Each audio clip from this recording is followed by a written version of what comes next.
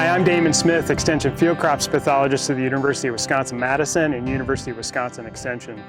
And I'm Michael Geissinger, Nutrient and Pest Management Outreach Specialist for Northwest Wisconsin with UW-Madison Extension.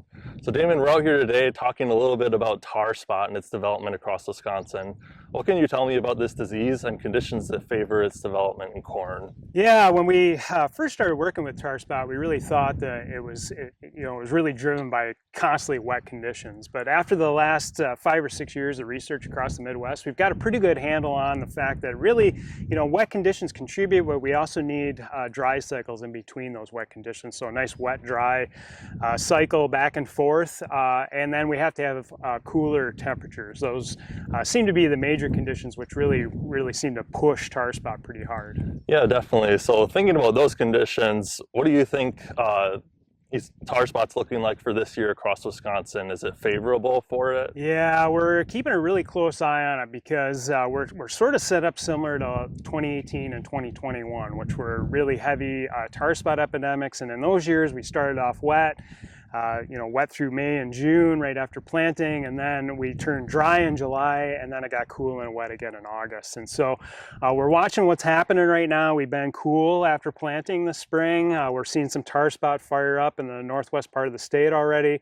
So we're watching what's going to happen here in July if we turn hot and dry, and then we get cool and wet again in August. I think it's going to be a pretty heavy tar spot year. Yeah, definitely. So then for farmers and agronomists that are finding tar spots showing up in the field, what are their management options? Yeah, good question. So we're standing right here. We've got some V6 to V8 corns, pretty variable in the field right now. This is something we're going to keep an eye on, but I really would like folks to be patient. I would like them to resist the temptation of trying to spray now. We want that fungicide there when it really gets cranking.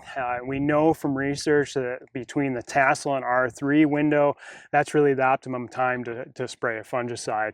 Mixed mode of action products, so 2- and 3-way mode of action products are really the go-to products.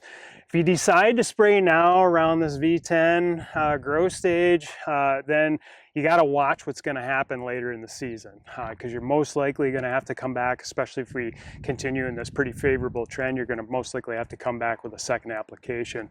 If you're struggling to make that decision to spray, whether you've sprayed already once or you haven't sprayed yet and you just want another tool out there, we have the Tar Spotter app and also the Field Profit apps. Those both run the same models, a little different interface in those tools, but they can tap into the weather at your location and help you kind of make that decision on whether you need to spray or not. Yeah, great. Well, thanks, Damon. That's great information.